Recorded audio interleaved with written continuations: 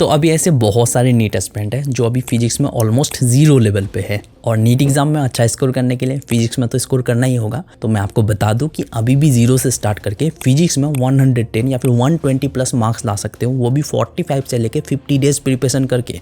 बस जो मैंने इस वीडियो में बताया ना उसको आंखें बंद करके फॉलो करना है और मेहनत करना है। बिना मेहनत के तो कुछ नहीं हो सकता ना। सबसे पहले मैं आपको बता दूं कि फिजिक्स अभी आपको हो सकता है कि बोरिंग लगे या फिर समझ में ना आए, लेकिन अगर समझ नहीं आता है, बोरिंग लगता है, फिर भी आपको जबरदस्ती स्टडी करना है। 7 दिन आपको अच्छे से मेहनत करना है, जबरदस्ती पढ़ना है, फिर ऑटोमेटिक इंटरेस्ट आने लगेगा। और साथ ही साथ बता दूं कि हर साल ना 120 प्लस मार्क्स के करीब डायरेक्ट या फिर फॉर्मूला बेस्ड क्वेश्चंस आते हैं, यानी कि फॉर्मूला अगर अच्छे से क्लियर कर लेते हो और अच्छे से कॉन्सेप्ट क्लियर कर लेते हो तो आराम से इतने मार्क्स ला सकते हो। तो इसलिए ना सबसे पहले अभी आप ना सारे फॉर्मूलाज का लिस्ट बना लेना और उन सारे फॉर्मूलाज को रेगुलर रिवीजन करना जरूरी है। रिवीजन नहीं करोगे, फॉर्मूलाज भूल जाओगे तो क्वेश्चन सॉल्व नहीं कर पाओगे, तो उसको करना जरूरी है।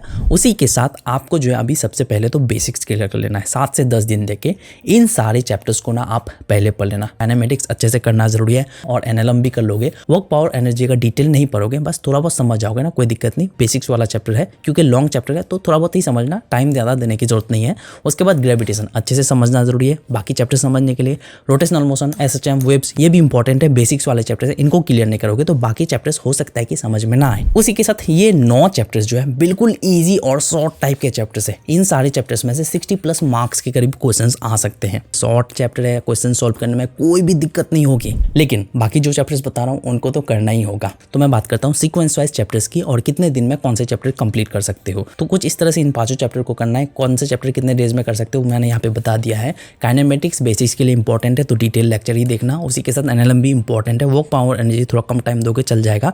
ग्रेविटेशन जो है बिल्कुल ईजी टाइप का ही है। ग्रेविटेशन करोगे तो इलेक्ट्रोस्टैटिक्स अच्छे से समझ में आएगा और इलेक्ट्रोस्टैटिक्स 2 से 3 दिन में आराम से कंप्लीट कर सकते हो। कितने क्वेश्चंस आ सकते हैं वो भी मैंने बता दिया। उसके बाद करंट इलेक्ट्रिसिटी बहुत ज्यादा इंपॉर्टेंट है। 5 क्वेश्चंस तक आ सकते हैं इसमें से, 2 से 3 दिन में कंप्लीट कर लोगे। बट ग्रेविटेशन अच्छे से समझना है, इलेक्ट्रोस्टैटिक्स अच्छे से समझना है, फिर ये समझ में आएगा। वेव्स अगर अच्छे से करते हो तो वेव ऑप्टिक्स आपको अच्छे से समझ में आ जाएगा और रे ऑप्टिक्स थोड़ा बहुत टाइम ले सकता है तो उसको थोड़ा बहुत टाइम देके ही करना है। फिर मॉडर्न फिजिक्स, इसमें से टोटल जो है 4 से 5 क्वेश्चंस तक आ सकते हैं। इसमें आपका dual nature, atoms and nuclear, ये तीनों चैप्टर आपको अच्छे से करना है। बिल्कुल इजी टाइप का, जल्दी से जल्दी कंप्लीट कर सकते हो। फिर सेमीकंडक्टर आ जाता है। सेमीकंडक्टर थोड़ा बहुत टाइम ले सकता है बट इजी टाइप का ही है। तो ये कुछ चैप्टर्स है जो आप कर सकते हो। इसमें से अगर 1-2 चैप्टर नहीं भी करना चाहो कोई दिक्कत नहीं, चल जाएगा। फिर बारी आ जाती है स्टडी कैसे करना है। तो आपको सिंपली करना क्या है, वीकली बेसिस पे ना 2 से 3 चैप्टर किसी भी हाल में करना है। चैप्टर्स जब चूज करोगे इजी, मॉडरेट और टफ टाइप के चैप्टर्स मिला के चूज करना है। 45 से लेकर 50 डेज में आराम से रिवीजन के साथ कंप्लीट कर सकते हो। रेगुलर बेसिस पे 4 से 5 घंटा किसी भी हाल में स्टडी में देना ही होगा और साथ ही साथ आपको लास्ट 15 ईयर्स का पीवाई कुछ करना जरूरी है। उसी के साथ लेक्चर जो है आप 1 शॉट प्लस लॉन्ग लेक्चर्स दोनों को कंबाइन करके देखना है, इससे टाइम बचेगा। तो 1 शॉट प्लस लॉन्ग लेक्चर्स दोनों मिला के कैसे लेक्चर दे सकते हो, टाइम कैसे बचा सकते हो, वीडियो मैंने डिटेल में बना रखा है, उस वीडियो को जरूर देख लेना। तो जब भी लेक्चर देखो, लेक्चर से पहले आप सबसे पहले तो नोट्स जुगाड़ कर लो। नोट्स जुगाड़ कर लोगे टाइम बच जाएगा। नोट्स आप सबसे पहले सामने रख लेना, फिर साथ ही साथ आप लेक्चर देखना। लेक्चर देख के समझना है और साथ ही साथ नोट्स को भी देखना है। अगर नोट्स में कोई लाइन समझ नहीं आ रहा है तो उसके बगल में अपने अकॉर्डिंग एक्सप्लेन कर सकते हो, बट ध्यान रहे लेक्चर को अच्छे से line by line, point by point समझना है। अगर कॉन्सेप्ट क्लियर नहीं हुआ क्वेश्चन सॉल्व नहीं कर सकते। जैसे ये लेक्चर एंड नोट्स कर लेते हो फिर बारी आ जाती है सॉल्व एग्जांपल्स की।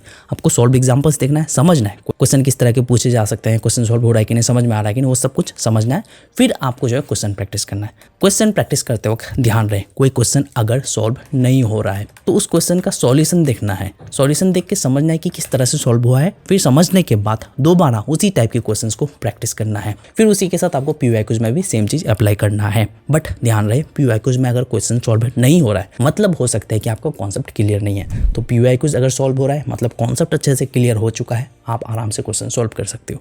और रेगुलर बेसिस पे 15 से 20 मिनट देके आपको रिवीजन करना जरूरी है। जो भी आज पूरे दिन में पढ़े उसको रिवाइज करोगे। वीकली बेसिस पे पूरे 6 दिन में जो भी पढ़े उसको रिवाइज करना है और टेस्ट भी आपको अटेम्प्ट करना है। तो कुछ इस तरह से आप फिजिक्स को पढ़ सकते हो। ऐसा नहीं कि ईजी है, मेहनत करना होगा। 45 से लेकर 50 डेज टारगेट कर लो कि मुझे इतने दिन के अंदर रिवीजन भी करना है और चैप्टर्स को कंप्लीट भी करना है, इतने मार्क्स मुझे लाना है किसी भी हाल में। माइंडसेट नहीं बनाओगे नहीं ला सकते। तो नीट से रिलेटेड और भी बहुत सारे वीडियोस आने वाला है, चैनल को सब्सक्राइब करके रख सकते हो। और भी मैंने बहुत सारे वीडियोस बना रखा है, लिंक डिस्क्रिप्शन में मिल जाएगा वीडियोस का, जाके चेकआउट कर सकते हो। तो बस मिलते हैं नेक्स्ट वीडियो के साथ। Thank you.